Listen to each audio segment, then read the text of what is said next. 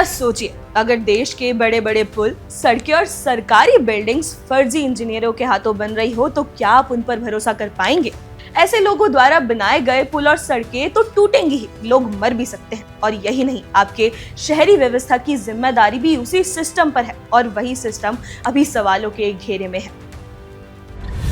हाल ही में सामने आया मामला स्वायत्त शासन विभाग से जुड़ा है। ये वही विभाग है जो शहरी विकास, सफाई, पानी, सड़क और स्थानीय प्रशासन को देखता है। और अब इस विभाग पर आरोप लग रहे हैं कि इसने सुप्रीम कोर्ट के आदेशों की अनदेखी करते हुए विभाग के लोगों को प्रमोशन दिया और फर्जीवाड़ा किया। अब सवाल ये है कि क्या कोई डिस्टेंस एजुकेशन से मिली फर्जी डिग्री लेकर इंजीनियरिंग कार्यों में लगे अधिकारियों को प्रमोशन मिल सकता है? तो इसका जवाब है नहीं। AICTE ने और UGC ने कभी भी ऐसे संस्थानों को, ऐसी यूनिवर्सिटीज को, ना ही ऐसे कोर्सेज को मान्यता दी थी, जिसके आधार पर पंजाब एंड हरियाणा हाईकोर्ट ने जजमेंट पास किया कि ऐसी डिग्रियों के आधार पर किसी को भी अपॉइंटमेंट नहीं दिया जा सकता, पदोन्नति का बेनिफिट नहीं दिया सकता, ना ही सरकारी सर्विसेज से रिलेटेड किसी भी प्रकार की लाभ के ऐसे लोग हकदार होंगे। UGC के नियमों के मुताबिक कोई भी मैकेनिकल कोर्स डिस्टेंस लर्निंग से हो ही नहीं सकता। ऐसी डिग्रीज में बहुत से प्रैक्टिकल्स रिक्वायर्ड होते हैं, इसलिए डिग्रीज ऐसे लेना संभव ही नहीं है। सुप्रीम कोर्ट भी ये साफ तौर पर कह चुका है कि डिस्टेंस एजुकेशन से प्राप्त BTech BE की डिग्रियां किसी भी विभाग में प्रमोशन के लिए मान्य नहीं है। लेकिन बावजूद इसके स्वायत्त शासन विभाग ने कथित तौर पर उन अमान्य घोषित डिग्रियों के आधार पर लगभग 30 कर्मचारियों को अधिशासी अभियंता यानी XCN के पद पर प्रमोशन दिया।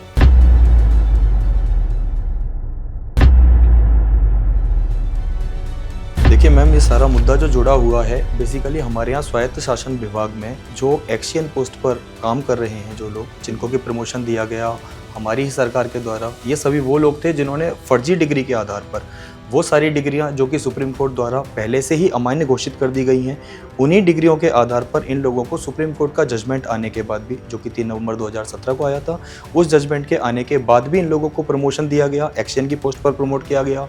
कुछ लोग ऐसे भी हैं जिन्होंने एडिशनल चीफ तक की पोस्ट पर कार्य किया और हमारी ही सरकार ने इन लोगों को एक्सटेंशन का भी बेनिफिट दिया, जबकि ये ऑलरेडी जानते हुए कि सुप्रीम कोर्ट ने इन सारी डिग्रियों को रद्द घोषित कर दिया गया। ऐसी डिग्रियों के आधार पर किसी भी व्यक्ति को ना सिर्फ नौकरी दी जा सकती है, ना किसी तरह का प्रमोशन का और करियर एडवांसमेंट स्कीम का बेनिफिट दिया जा सकता है। मतलब ये है कि यहाँ कुछ ऐसे अधिकारी बैठे हैं जो खुद तो टेक्निकल नॉलेज नहीं रखते, वो पुलों और बिल्डिंग्स के ब्लूप्रिंट पर साइन कर रहे हैं। इसका खुलासा हुआ जब RTI के जरिए एडवोकेट यादवेंद्र सिंह जादौन ने दस्तावेज मांगे। इन डॉक्यूमेंट्स की जांच के बाद ये सामने आया कि जिन कर्मचारियों के पास पदोन्नति का वाजिब अनुभव तक नहीं था, उनके डिप्लोमा अनुभव को जबरदस्ती डिग्री अनुभव में बदल दिया गया। यानी नियम और कानून को ताक पर रखकर प्रमोशन दिए गए, और वो भी उन डिग्रियों के आधार पर जिन्हें सुप्रीम कोर्ट खुद अमान्य घोषित कर चुका है।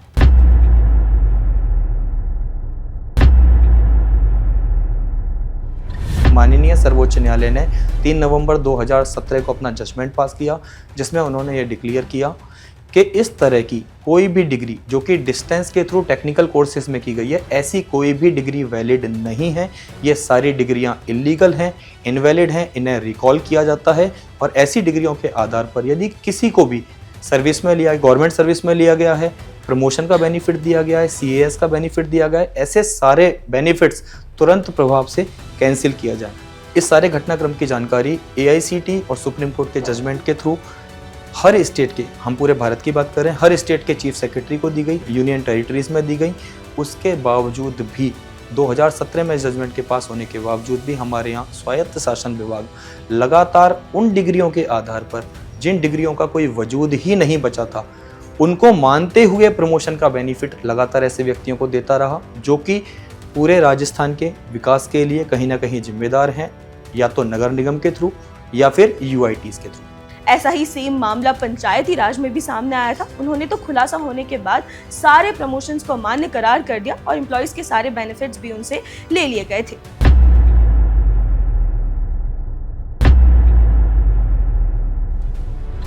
जहां हम ये देख रहे हैं कि स्वायत्त शासन विभाग में इस तरह की डिग्रियों के आधार पर लगातार प्रमोशन दिए जा रहे थे, जिसको कि हम हर बार हर संभव जगह पर इस इशू को रेज कर रहे थे। ये इशू चीफ सेक्रेटरी के सामने तक भी पहुंचा।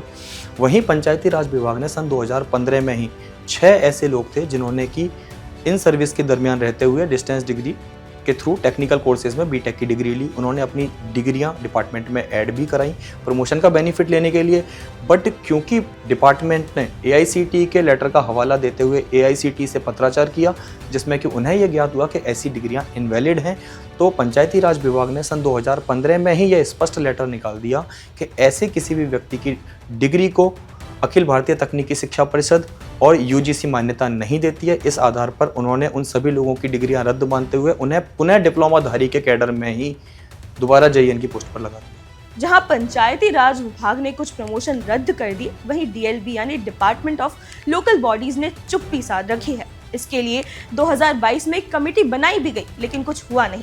आरोप यह है कि विभाग मामले को कवर करने की कोशिश कर रहा है।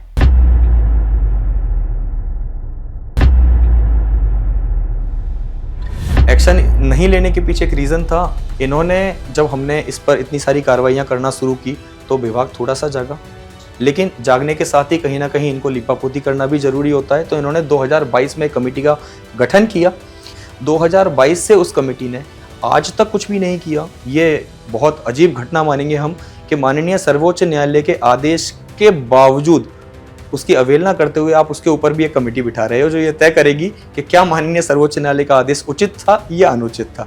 उस कमेटी ने 2022 से 2025 तक कोई एक्शन नहीं लिया। सारी चीज़ों की लिपापोती की गई। ये सिर्फ इसलिए ताकि ऐसे engineers day by day retire होते जाएं और इन पर किसी भी तरह का कोई एक्शन ना हो पाए।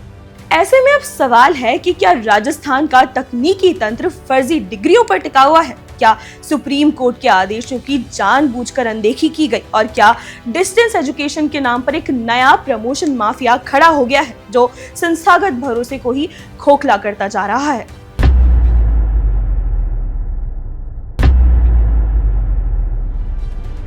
क्योंकि अब ये मुद्दा हमारे सबके सामने है, तो क्योंकि हम एक पढ़े लिखे समाज के लोग हैं, तो हम ये बिल्कुल उम्मीद करते हैं सरकार से कि सरकार इस मुद्दे पर संज्ञान ले, क्योंकि इतने सालों से ये मुद्दा दबा रहा। हमने काफ़ी कोशिश की। तो सरकार की नज़र में तो ऑलरेडी चल रहा है ना, अब तक उन्होंने सरकार की नज़र में चलने का मतलब एक सक्षम स्तर के अधिकारी से मतलब है। तो आज हम ये चाहेंगे इस मीडिया के थ्रू ये बात सक्षम स्तर पर पहुंचे और सक्षम स्तर पर इस पर तुरंत कार्रवाई होते हुए सही लोगों को अपनी सही जगह दिखाई जाए।